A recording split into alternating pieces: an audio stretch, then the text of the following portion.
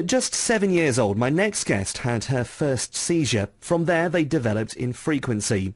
By the time she was 16, she was experiencing as many as 5 seizures a week, sometimes as many as 3 a day. The blackouts were so debilitating that Saskia Haynes' life that she had to drop an A-level because she was constantly in and out of school. It wasn't until 2009, with the help of the charity STARS, that she was diagnosed with postural tachycardia syndrome, or PoTS for short. Now, in 2013, Saskia is training to run the London 10-kilometre blackout walk. I'm really pleased to say that Saskia is with us on the programme this morning, along with the founder and CEO of STARS, Trudy Loban. A very good morning to you both. Hi. Let's start with you first, Saskia. We'll come to you in a minute, Trudy. Just tell us how you first started to experience these seizures and blackouts. It must have been a very scary time for you. It was. I had my first one in the summer of 2008, actually in Guernsey. And obviously with the kind of seizures when I was 7, it was a slightly scary time for it to all be coming back. And then I hoped it was a one-off and went to boarding school, and they continued, which was especially difficult when I didn't know what was going on. I was going to say, at that stage, you still had no diagnosis. That must have made it even more worrying, knowing that you were suffering from these attacks, but had no idea what was causing it.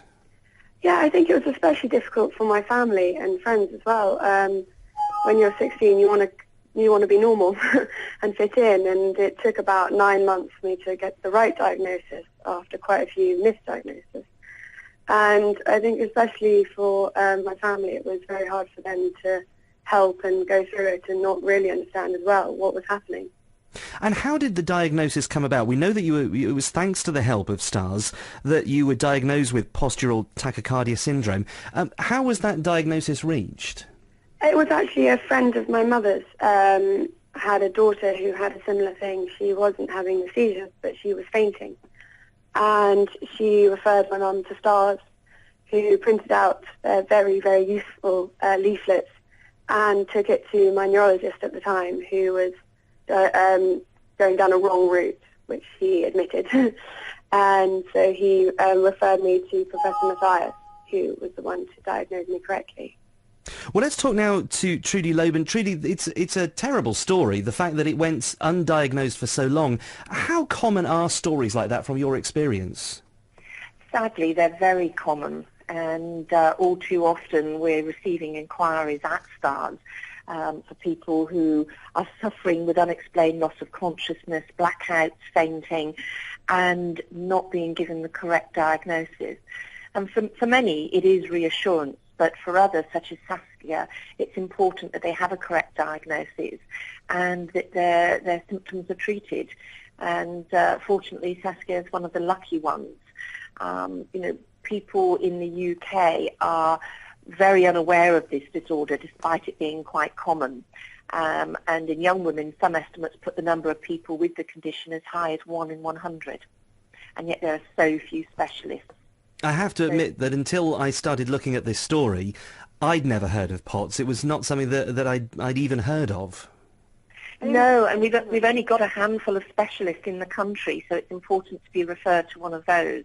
But fortunately, it is now beginning to become more recognised, and through interviews like this and the fantastic fundraising and event that Saskia is undertaking, it will mean that more people will get to hear about PoTS and to start questioning why they're fainting and having movements that mimic a seizure even though it is not a seizure, and for further investigations. And we will help as many people as we possibly can who contact us to be signposted to an expert and go on to be able to lead an active life once they're diagnosed and treated appropriately.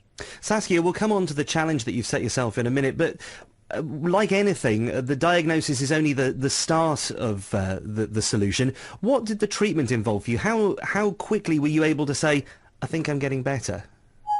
I think it did take a few months. I think it's quite an interesting process. Obviously, there is medication for it, but at the same time, part of the kind of recovery was actually knowing what was wrong. I think once you kind of work out what's wrong with yourself, and obviously the low blood pressure is there are different ways of tackling it, such as diet and exercise, which is the route that I did go down, even though I've spoken to people who are on the medication, and that's really helped them. And I think it was really just, it took a few months, but it was when I came back to Guernsey and went to school there for my final year of sixth form. That's when I knew I was getting a lot better. And do you mind me asking, the treatment that you've had, do you now consider yourself to be free of these symptoms that the PoTS created? Well, unfortunately, I actually had one yesterday, so not completely free, but they are becoming a lot less frequent, and I'm a lot better at handling them than I was 5 years ago. And how has it changed your approach to life and the things that you're able to do now? I think it's really just appreciating when I am well. I have set myself challenges that not just the 10K, but trying to finish my degree, which I did yesterday. Congratulations. Thank you. I think small challenges like that and really taking things and putting things in perspective and not being able to go out the whole time and not being able to drive, I can't see it too much as a disability. I've just got to enjoy what I can do. So getting the degree out of the way, I could imagine that was a big challenge. The next challenge you've got is this 10-kilometre run. Tell us about that. That was an idea I came up with my mum, actually. A lot of that helped me when I was trying to handle all of the illness was exercise. Running is obviously quite difficult when you have this condition. You can get tired very, very easily. And I really just wanted to set myself another challenge to see if I could do it. And luckily, there's people who, over the last 5 years, have been very helpful and very invested, and they've started donating very generously. And so that really helped. I'm looking forward to it slightly. Trudy, hearing stories like this, success stories, I think it's fair to say, must be very rewarding for you, knowing that you played a part in that diagnosis and helping Saskia get the treatment that she needed. And I guess it must be extra special knowing that Saskia is now giving back to Stars as well. Oh, it's fantastic. It's I consider myself extremely lucky that I have a job that I enjoy so much, and the satisfaction when we help people, but the frustration for all those that are not being helped. And as Saskia says, there's not a complete cure or treatment, but it is about managing the condition. And my daughter has the same similar condition, and seeing that these young girls who, for a period of time, they're completely restricted, their lives are dominated by a condition, and then to be able to help them so that they can go on to be leading normal lives is just fantastic, so rewarding. And we are here at stars.org.uk to help anyone with unexplained loss of consciousness, fainting, blackouts, to help restore them back to a person leading a normal life. And Saskia, when are you actually hoping to complete the run?